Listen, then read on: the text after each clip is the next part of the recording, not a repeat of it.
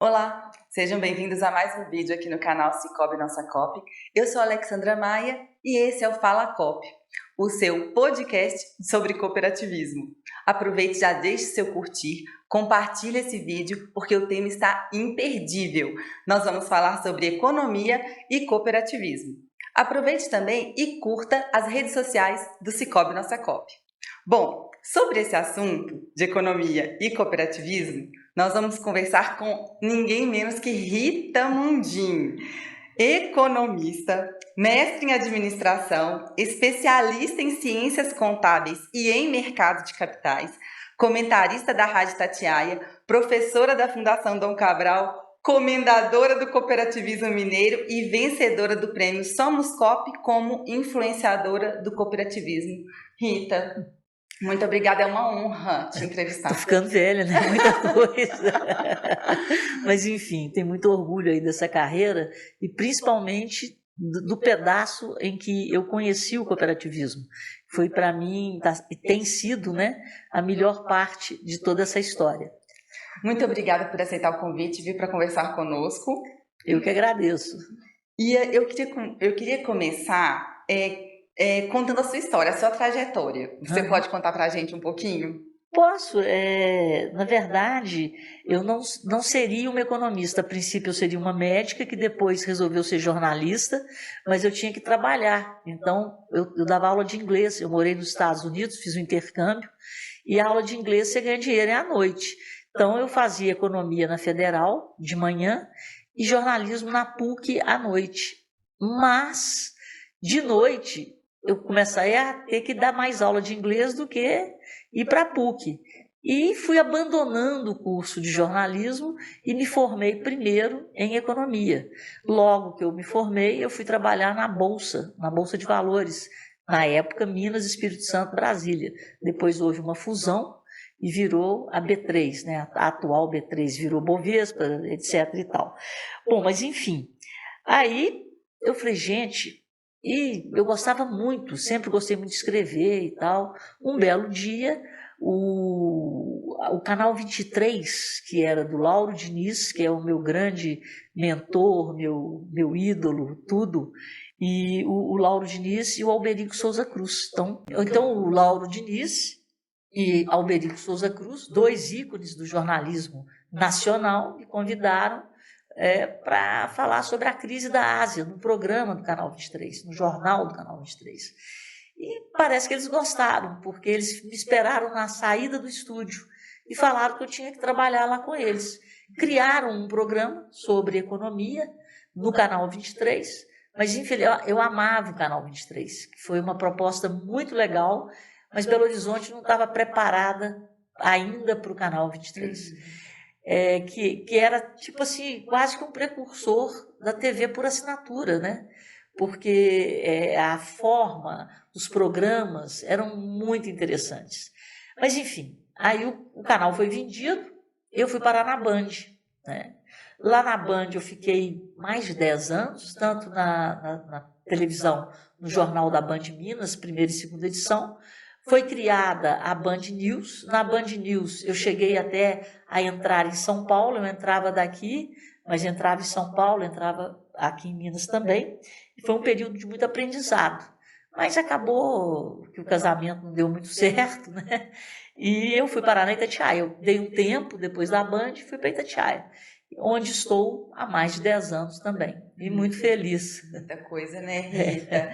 E o professor Alfredo Melo, que acho que ele deu aula para você, né? O professor Alfredo ele também é outro mentor. Aí o mentor na economia, né? O presidente do Cicobi Nossa Cop. Exatamente, porque o professor, inclusive, eu acho que ele é administrador de empresas, mas ele, dentro da Federal, né, eu o conheci quando eu fiz a graduação e depois eu voltei graças à cabeça do professor, porque ele criou o primeiro curso no Brasil para formação de mão de obra especializada para gestão de recursos terceiros.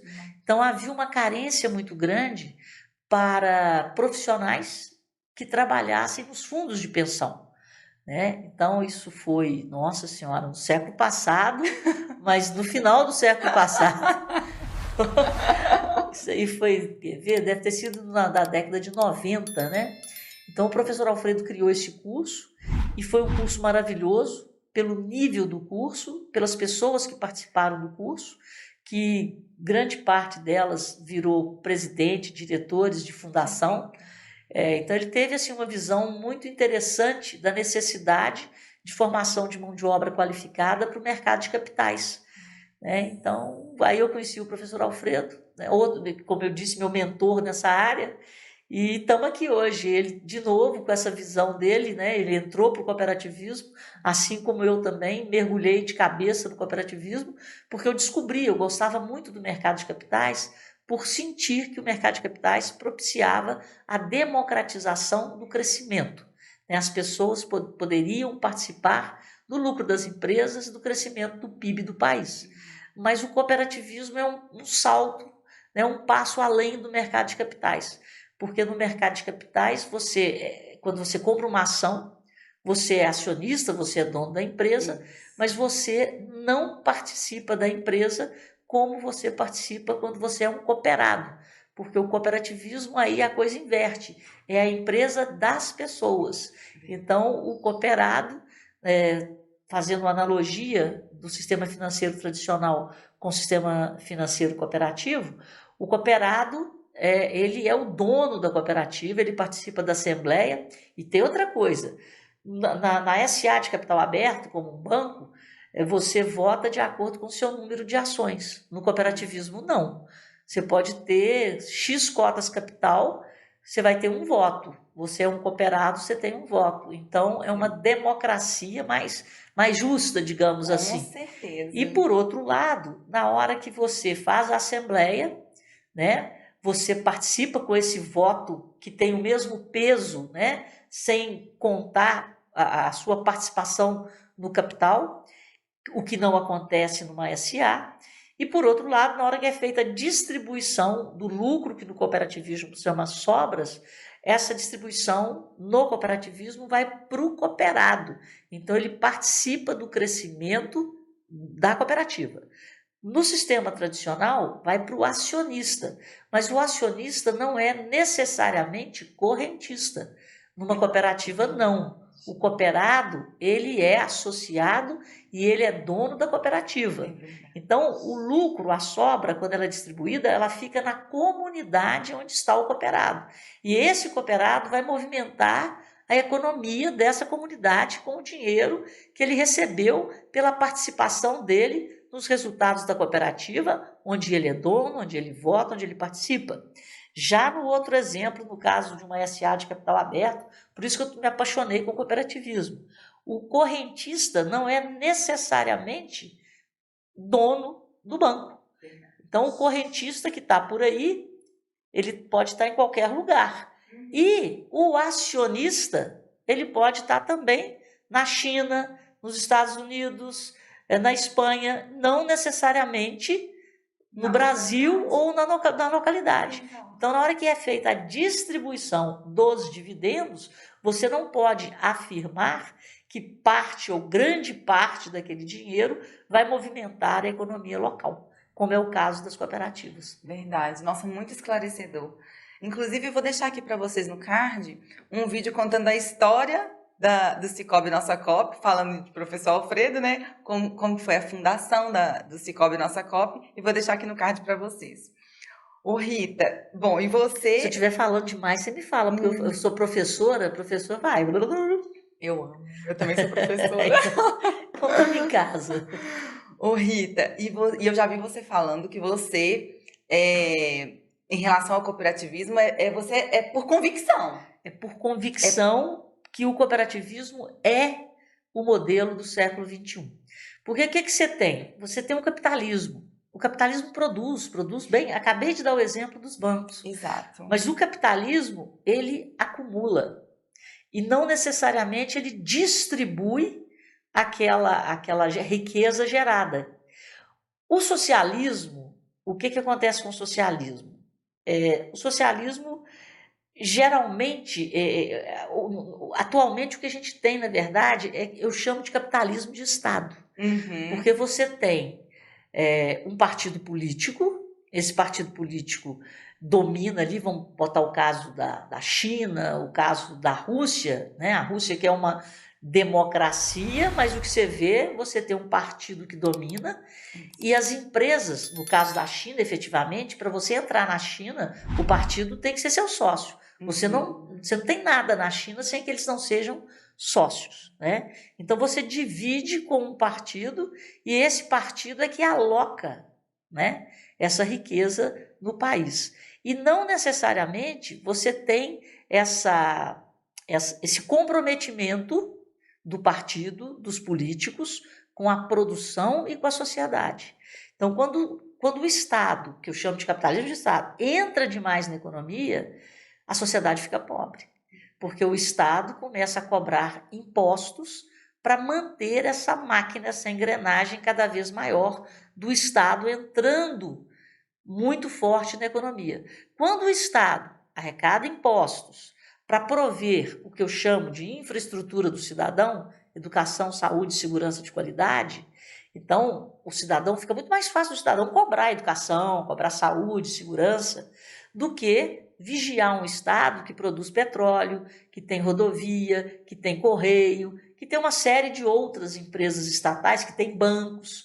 E essas empresas estatais nem sempre são tocadas de forma técnica. Verdade. Então, é o mau uso do dinheiro do pagador de impostos. Porque se o dinheiro do pagador de impostos fosse, em todos os níveis, municipal, estadual e União, para esse objetivo comum de prover educação, saúde, segurança de qualidade, nós teríamos uma outra realidade no Brasil. E o que é pior, a União, ela suga os recursos das cidades, onde as coisas acontecem, do Estado. Então, essa divisão do bolo também não é justa, o que prejudica ainda mais a transparência e a capacidade do cidadão ter esse sentimento de pertencimento. Então, por isso que há tanta depedração da coisa pública, é como se a cidade não nos pertencesse. Então, assim, falta essa mudança de cultura, essa noção de que a cidade é nossa, que o Estado é nosso e que o Brasil é nosso, e não dos políticos. Os políticos nos representam e deveriam fazer uma melhor gestão das contas públicas, né? Então, esse é o capitalismo de Estado. Mas por que eu estou falando tudo isso? Então, resumindo, o capitalismo produz bem, mas concentra. O socialismo, esse capitalismo de Estado, muitas vezes ele toma de quem produz. Ele não produz e ele toma de quem produz. Quando você paga imposto demais, quando você paga contribuição demais para sustentar um Estado corrupto e um Estado que não entrega, ele está te tomando. Ele está tomando o dinheiro das famílias e está tomando o dinheiro das empresas, que poderia estar muito melhor alocado se tivesse na mão das empresas e das famílias e se o Estado fosse menor. E aí você tem o cooperativismo, que é uma empresa das pessoas. Então, o cooperado ele é dono da cooperativa. Então, ele produz. E ele recebe na proporção do que ele produz. Então, o cooperativismo produz e distribui. Então, toda cooperativa, seja ela de café, de leite, financeira, de saúde, né, o cooperado produz e recebe de acordo com a produção. Pois é. Não, só de ouvir você, a gente já percebe assim que você é cooperativista por convicção mesmo. Não, mas esse você quer modelo mais justo do que esse? Não, então, por isso, porque eu me apaixonei com o mercado de capitais, num determinado momento da minha vida, eu morei nos Estados Unidos no 3º ano, fiz intercâmbio. E ali funciona, o capitalismo funciona. Mas o cooperativismo, ele funciona de uma forma muito mais humana. Então, viva o Papa, né, que disse que o capitalismo é a face humana, que o cooperativismo é a face humana do capitalismo. Então, você tem produção, você tem riqueza. A cooperativa é uma empresa. Exato. Ela tem que gerar riqueza. E gerando riqueza, ela torna o cooperado próspero, ela prospera e a ganha-ganha. O capitalismo não necessariamente ele torna a comunidade, ele torna o acionista tão próspero. É verdade. Porque o cooperado cresce junto, ele cresce junto com a cooperativa. A empresa é dele. Bom, falando em convicção, você ganhou o prêmio Somos Coop como influenciadora do cooperativismo, além de ser a comendadora do cooperativismo mineiro. Então, conta pra gente essa história.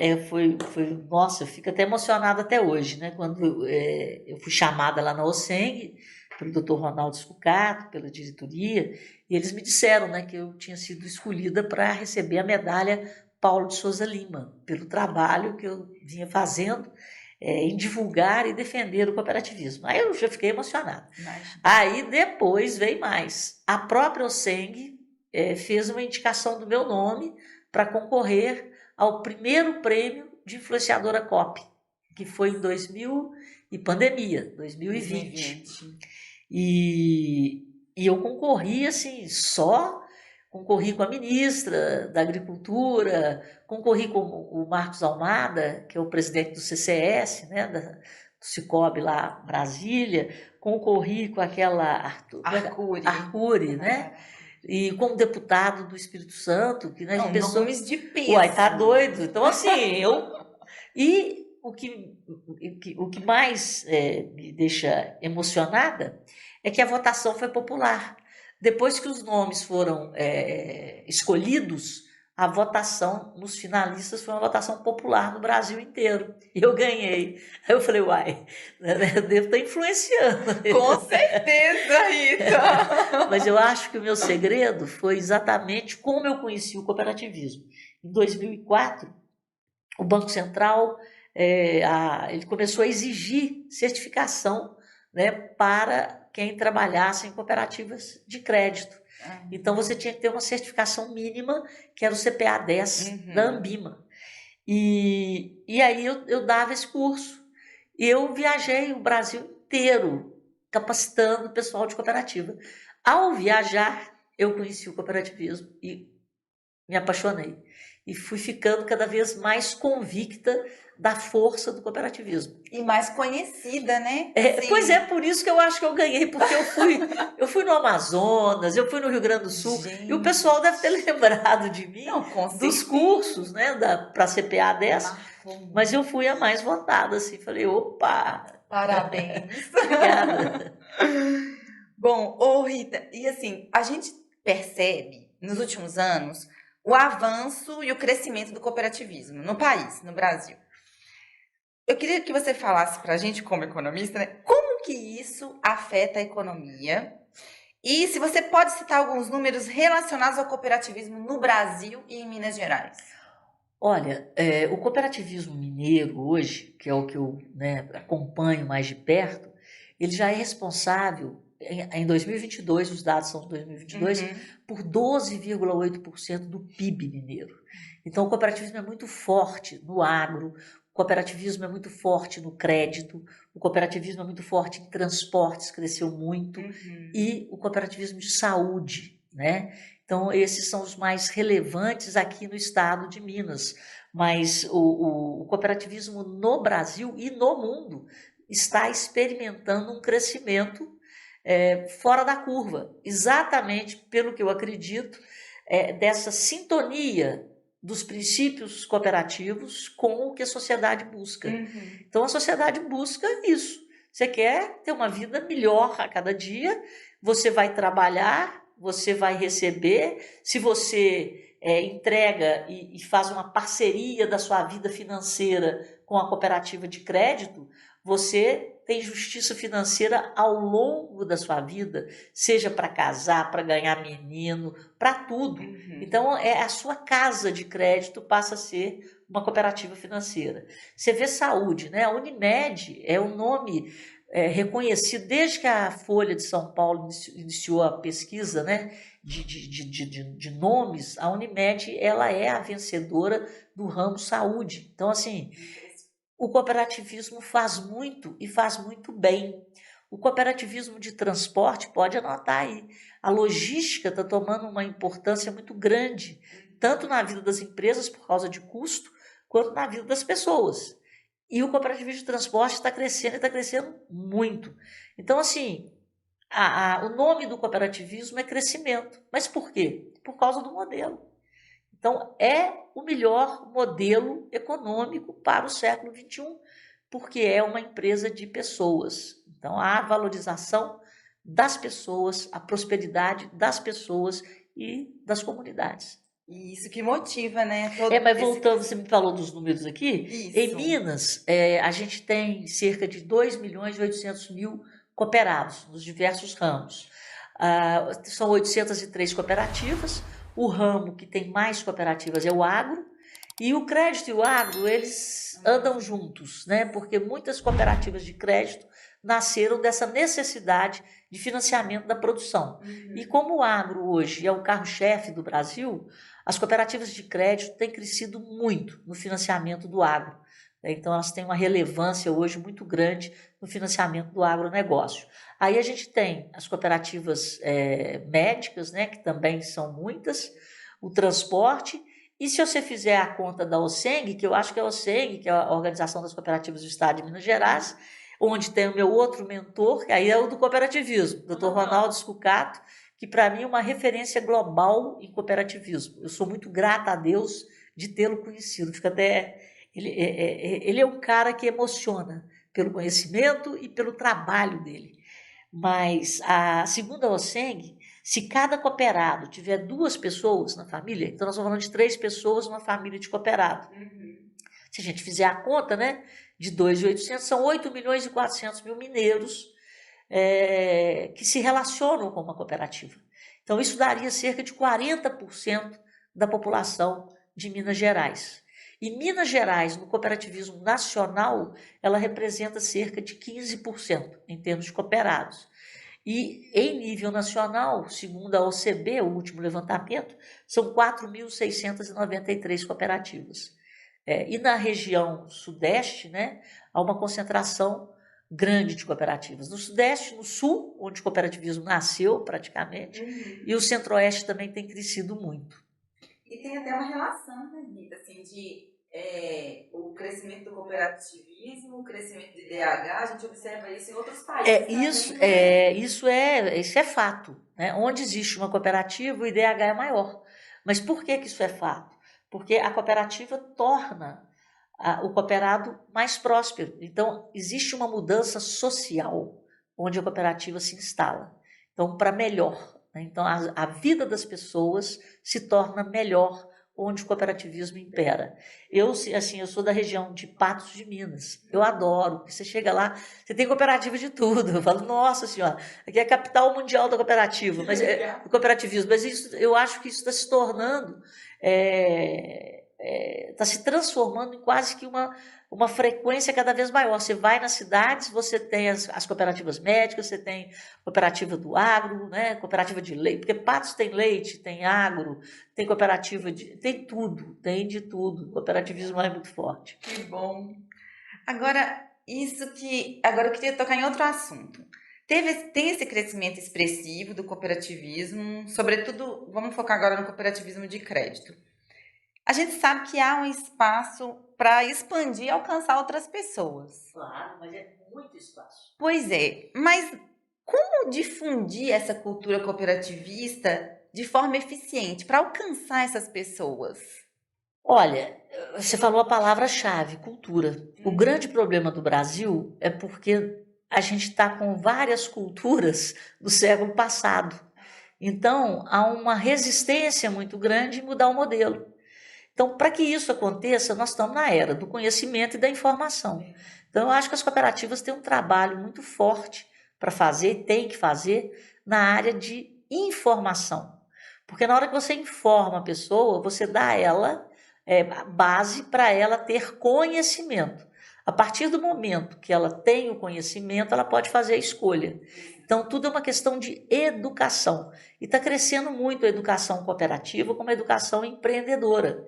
E o agro está fazendo um bem danado, porque o agro ele é muito ligado ao cooperativismo em Minas, no Rio Grande do Sul, no Centro-Oeste, Santa Catarina, Paraná, né, porque as cooperativas de crédito nasceram para financiar o agro. E como o agro hoje, eu não estou falando do agro só da porteira para dentro, não. Eu estou falando do agronegócio, do agroserviço, da agroindústria. Isso foi um dado que foi divulgado agora pela CNA, Confederação Nacional da Agricultura. O agro emprega hoje mais de 28 milhões de brasileiros. Então, se a gente fizer uma conta de padeiro, população brasileira, 205 milhões de pessoas. População economicamente ativa, quem trabalha ou quem está apto para trabalhar, 100 milhões. Taxa de desemprego, 7,7. Então, tem 8 milhões de desempregados. Estou fazendo conta de padeiro. Então, tem 92 milhões de pessoas. O agro emprega 1/3. E o agro tem essa cultura. O agro tem a cultura do pequeno, do médio e do grande irem juntos, porque a cooperativa é essa central prestadora de serviços, onde as pessoas se juntam e produzem, né? A cooperativa ela organiza sistemas produtivos. Então, ao organizar o sistema produtivo do agro, pelo esse Brasil afora, essa cultura pode ser mais difundida com esse crescimento do agronegócio. Mas a gente também não pode deixar essa responsabilidade para o agro. O crédito está onde? O crédito cresceu demais nas grandes cidades, nos grandes centros. Então, cabe ao cooperativismo de crédito, ao cooperativismo da área médica, divulgar esses princípios cooperativos. Né? Seria uma coisa assim, muito interessante, né? Se houvesse essa campanha, por exemplo, você chega num consultório médico e aqui tem um cooperado, né? Estou dando um exemplo. Eu vivo falando isso, eu acho que as cidades deveriam colocar um outdoor. Por exemplo, vocês têm agências, né? Os PAs aí, né? Você tem 41 PAs, né? Postos de atendimentos espalhados. Coloca lá. O que o cooperativismo está gerando de riqueza para aquela comunidade? As sobras que foram distribuídas. E você tem aquela sobra indireta, porque o cara, quando entra na cooperativa, ele deixa de pagar as tarifas, né? Você tem que fazer essa conta. Quanto que ele deixou de pagar no sistema financeiro tradicional, que é um ganho. E quanto que ele está ganhando, aplicando dinheiro ou tomando um crédito numa cooperativa, porque ele está pagando uma taxa de juros menor e recebendo uma taxa de juros maior. Então, isso tudo tinha que ser monetizado e colocado. Né? Aqui tem cooperativismo, por exemplo, bem-vindo a... Fala onde é que vocês estão. Bem-vindo a Barbacena. Aqui tem cooperativismo. Aqui o IDH é maior. Para despertar nas pessoas essa curiosidade para que elas conheçam os princípios cooperativos. Fazer a relação do benefício da riqueza. E da riqueza gerada. A riqueza não é dinheiro, é prosperidade. Exato.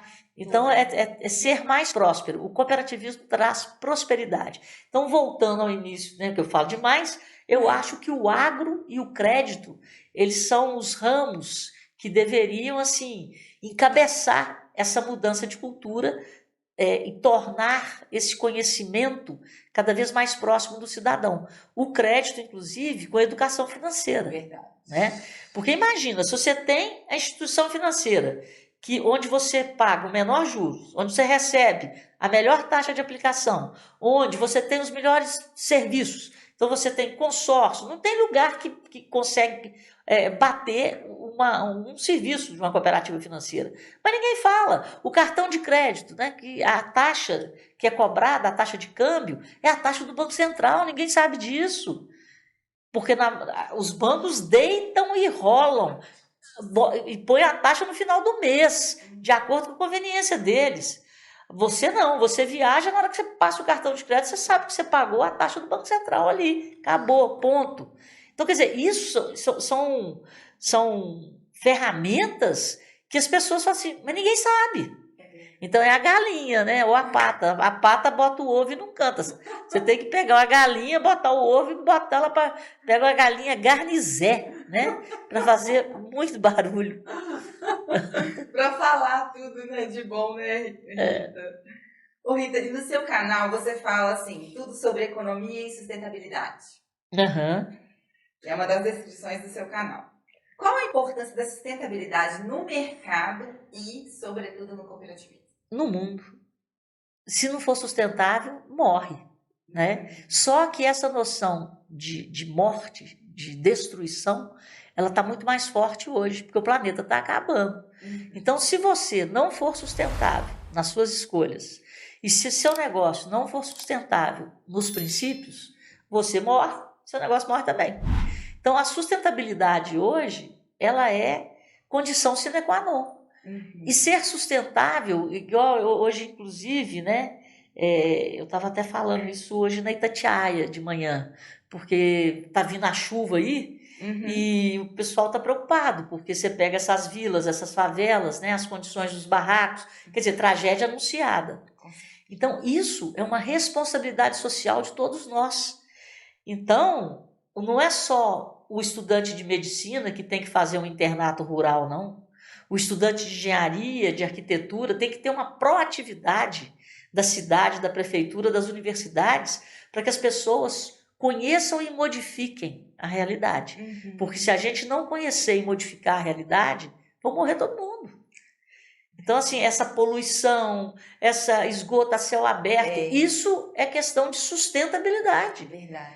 Então, assim, tudo tem que passar, hoje, você tem que ser sustentável por princípios. Por isso que o cooperativismo é o modelo do século XXI, porque ele é sustentável por princípio, porque ele é uma empresa de pessoas. Então, se você preocupa com a vida, é verdade, nas várias formas. Então, há o respeito ao social, há a preocupação com a comunidade, né? Há a preocupação com a formação, com a informação, com a educação, porque essa é a matéria-prima do século XXI. A coisa mais preciosa é o capital intelectual. Mas não adianta a gente guardar esse capital intelectual. A gente tem que usar o capital intelectual em prol da comunidade, da sociedade em geral. Então, assim, as pessoas estão ficando muito distantes da realidade da maioria dos brasileiros. E o cooperativismo, como ele chega muito nas pequenas cidades, e é uma coisa maravilhosa, porque se você pega o banco, ele não quer. Ali eu não vou ter lucro, mas a cooperativa vai. Ela abre o PA porque ela tem essa responsabilidade social. E aí o que acontece?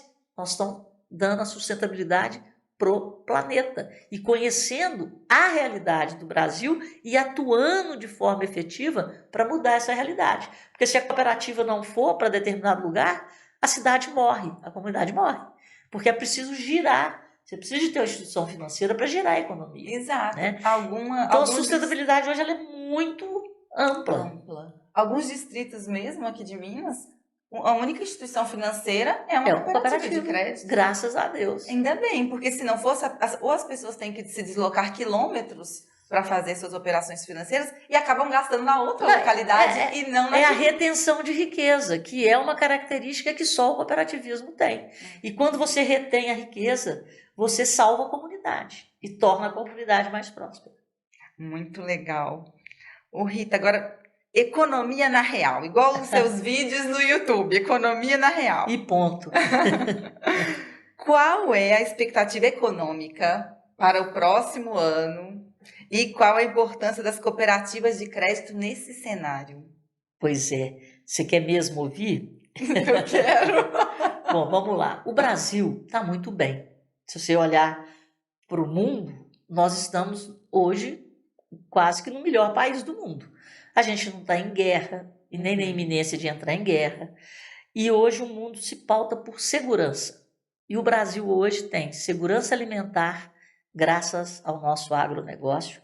Nós temos segurança energética e depois da Noruega, o Brasil já é o maior produtor de energia limpa do planeta. E a gente vai passar a ter energia para dar e vender. Né? Nós somos autossuficientes na produção de petróleo, então nós temos, apesar do combustível ser fóssil, né? Mas o que a gente tem visto aí com o problema da guerra da Rússia com a Ucrânia principalmente, a gente viu o que a Europa passou, principalmente a Alemanha, né? O pessoal mais dependente do gás russo. Mas então o Brasil tem segurança alimentar, tem segurança energética. E não só a segurança, mas nós somos parâmetros de qualidade global. Tanto no agro, eficiência, a gente cresce a produtividade sem aumentar a área desmatada, pela eficiência, pela capacidade da gente produzir 3 safras, né, colher 3 safras no ano. Então, o Brasil hoje é a bola da vez. O Brasil vai ser uma das 5 maiores potências. É só uma questão de gestão. E essa gestão não pode apresentar retrocesso. Por que eu estou falando tudo isso? Porque a responsabilidade fiscal, ela será a chave do nosso sucesso para caminharmos mais rapidamente para essa posição de potência mundial, estou falando entre as 5 primeiras, ou vai de novo retardar o nosso caminho, como já aconteceu no governo de Dilma Rousseff. Por que eu estou falando isso? Em 2014, a Dilma foi eleita, ela não tinha nem assumido ainda em 2015, em dezembro de 2014, ela começou a negociar com quem quiser pegar a história, o filme que nós estamos começando a assistir hoje, ele já passou no Cine Brasil em 2014 e 2015. Então havia uma vontade imensa de gastar. Então, em 2014, antes mesmo de assumir o seu segundo mandato, ela negociava com o Renan Calheiros 2 ministérios para dar para o Centrão, né, 2 ministérios, desde que, mas na época o MDB que mandava mais no país, desde que mudasse a meta. Então, a partir dali, foi uma confusão. E aí houve troca-troca de ministro, uma hora falava-se que teríamos um superávit fiscal, depois falava que o superávit era déficit, depois voltava para o superávit, ninguém sabia nada, porque o governo já estava praticando a chamada contabilidade criativa. Então havia um desvio de dinheiro dos bancos oficiais para cobrir rombo no Tesouro e houve uma perda total de controle das contas públicas. Quando o mercado pressentiu e viu, e em paralelo ela quis baixar na caneta a taxa de juros, baixar na caneta o preço de energia e controlar a taxa de câmbio, quando o mercado é muito maior do que o Brasil. O mercado, não adianta você querer segurar na marra aquilo que quem precifica é o mercado como um todo. Então faltava energia. Além de faltar energia, na hora que soltaram o câmbio disparou. Não sei se você lembra disso, disparou o preço de energia, disparou o dólar, porque estava tudo represado. Exato. E nós fomos para a inflação de novo de 2 dígitos. Exato. E descobriu-se que o rombo era... Ninguém nem sabia. Quem descobriu o rombo foi o Henrique Meirelles, depois que ele entrou com o Temer.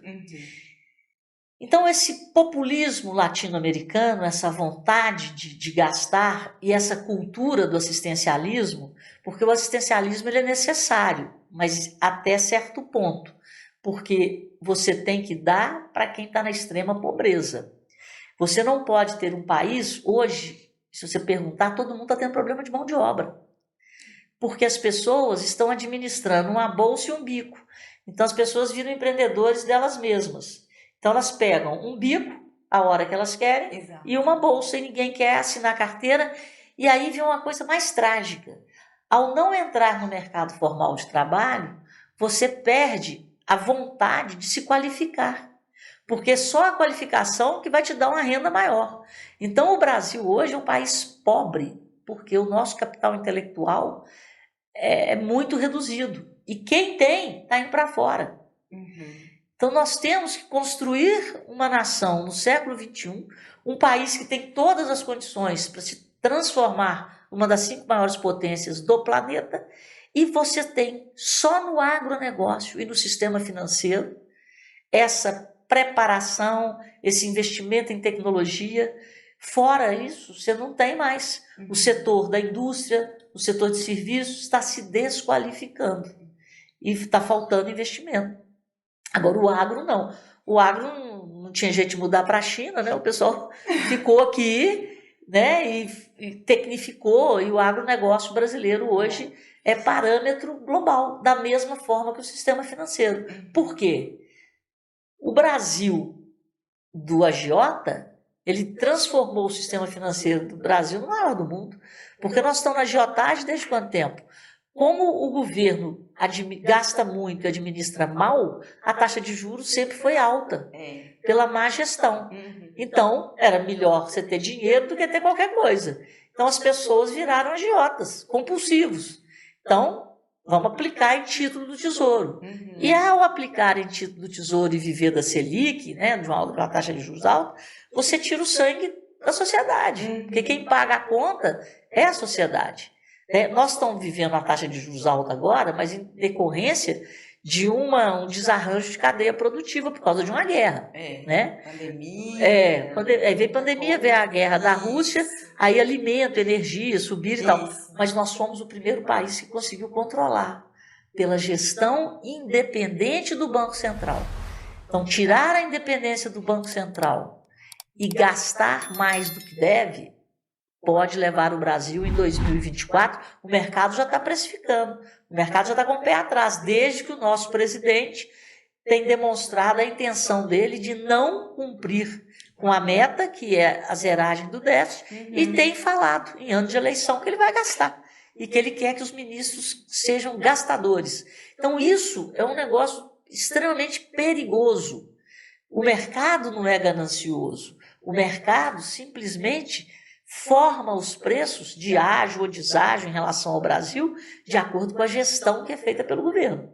Então, o Lula não gosta do mercado, mas ele devia entender o que é o mercado, porque o preço da taxa de juros, o preço do câmbio, o preço do Brasil é formado no mercado.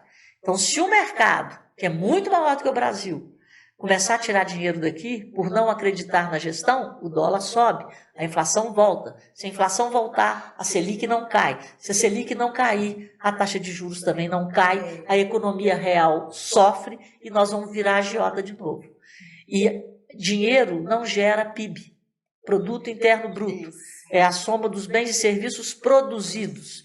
Então, o que gera prosperidade, a indústria da riqueza, não está no assistencialismo, está em criar condições para que a iniciativa privada trabalhe, pague impostos. Porque quem paga, quem carrega o governo é a iniciativa privada.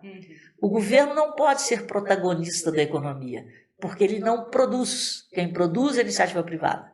Então, por isso que eu te falei lá atrás, né? Quando você começa a fazer um Estado presente demais, grande demais, você transforma a sociedade numa sociedade pobre, porque alguém tem que pagar a conta. E o Estado não é dos políticos, o Estado é da sociedade. Então, há uma inversão aí. Né?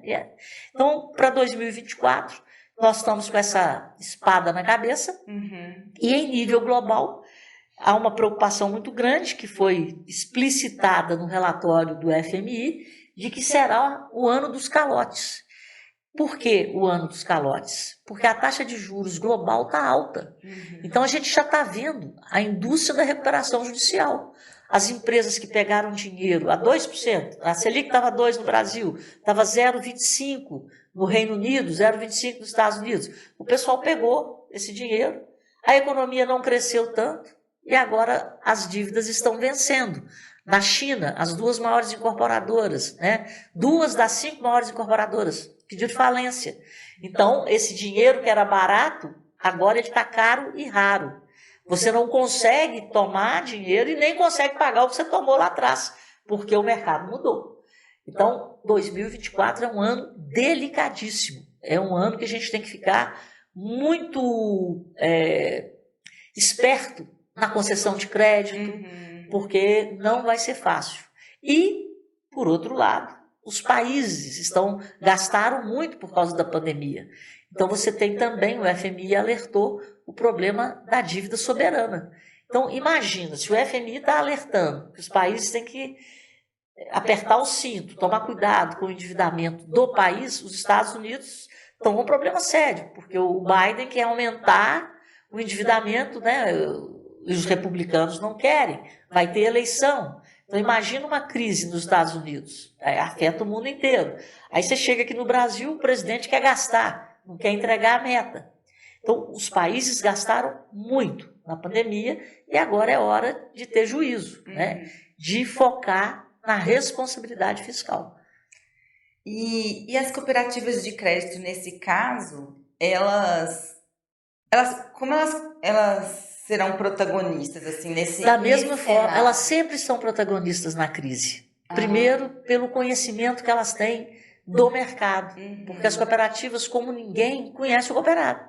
Então, elas conhecem o cooperado, as cooperativas customizam o crédito. Não é como um banco que lá na Faria Lima eles decidem, o crédito é assim, assim, assado, a taxa é tá. Cooperativa não. Então, a cooperativa, ela conhece o cooperado, ela conversa com o cooperado, ela não é 100% digital, então ela interage. Então, eu acho que as cooperativas têm que, inclusive, serem proativas, porque vai ser um ano difícil. Então, conhecer cada vez mais os problemas do seu cooperado, negociar antes de estourar. Então, assim, olhar a carteira, não concentrar a carteira, né? Pelo contrário, se puder, você tem assim que diluir a sua carteira para diluir o seu risco, conhecer a sua carteira como ninguém e ter a proatividade, como eu disse, de enxergar o problema ou o possível problema antes que ele se torne um problema. Porque a cooperativa conhece o cooperado, pode negociar, pode ajudar, e o cara, quando ele começa a ficar apertado, né, seja pessoa física ou jurídica, ele precisa de um apoio. Verdade. E a cooperativa tem isso. Né? A cooperativa tem isso. Por isso que o cooperativismo cresce nas crises, como cresceu na pandemia. Os bancos correram e as cooperativas emprestaram dinheiro para quem, com juízo, né, para quem precisava. Isso faz total diferença. Bom, gente, resumindo um pouco do que ela falou, o cooperativismo é democrático, sustentável e ainda promove a justiça financeira e social. Eu gostei muito dessas expressões. Muito bom. Rita, muito obrigada. E cuida do meio ambiente. Pois é, e cuida do meio ambiente ainda. Então, o cooperativismo tem, né, o alicerce necessário para a sustentabilidade do século XXI, além de toda a ética, né, e a governança que existe nas cooperativas. E outra coisa, o Banco Central elegeu as cooperativas como a maior parceira do Banco Central para bancarizar, tanto é que vocês estão onde os bancos não querem estar, para bancarizar a população brasileira e dar acesso ao crédito à população brasileira. Então, lá no Banco Central existe um capítulo. Então, a própria autoridade reconhece a importância do cooperativismo na bancarização e na interiorização do crédito e da prosperidade. Isso faz total diferença. Ô Rita, e você tem até o Sextou, né? Lá no Sextou, me acompanhe. É @Rita Mundim. Pois é. E aí eu queria que você deixasse uma mensagem, um recado, uma dica, uma sugestão para as pessoas que estão assistindo a gente. Olha, gente, primeiro agradecer, né, pela atenção de nos assistir esse tempo todo. Nós falamos, né? Falamos. E segundo, a gente tem que buscar conhecimento, né, sobre todos os aspectos. Então, se você que está nos escutando e não conhece tanto do cooperativismo, apesar de ser uma cooperada ou um cooperado, aprenda o que é o cooperativismo na sua essência, porque você vai se relacionar cada vez mais com as cooperativas e praticar o intercooperativismo, né, em todos os setores. E outra coisa, em relação ao ano que vem, o ano está acabando, né? Infelizmente, eu acho que as pessoas têm que ter muito juízo. É caldo de galinha, né? E muita calma nessa hora. Então, o nível de risco do mundo, eu nunca vi o risco tão elevado. Eu acho que a Terceira Guerra Mundial ela está na mesa. Ela ainda não foi declarada, mas ela está na mesa. E está havendo uma mudança geopolítica global. Então, juízo, né? Sejam conservadores. E é isso. Mas as crises existem para a gente enxergar as oportunidades. É verdade. E deixa suas redes também, suas redes sociais. Não, eu estou no Instagram e no YouTube, eu tenho meu canal lá, Rita Mundim, mas basicamente são as que eu mais uso, é o Instagram e o YouTube. E o Sextou, né? Toda sexta-feira, 6h30 com um bom vinho, a gente conversa sobre o mercado. Maravilha. Agradeço a oportunidade. Rita, muito obrigada. Ainda tem presente? Tem, sucesso para você. Muito obrigada por aceitar o nosso convite, viu? Meu presente. E tintim, né? A canequinha tintim, aqui. É uma caneca personalizada. Muito obrigada, Rita. E as redes sociais dela vão estar aí na tela para vocês. Bom, e vocês eu preciso que curtam e compartilhem esse vídeo, porque conhecimento, gente, precisa ser compartilhado. Se não for inscrito, inscreva-se, porque aqui no canal você encontra diversos vídeos sobre esse universo que é o cooperativismo. E lembre-se, associe-se, você só tem a ganhar. Até o próximo vídeo.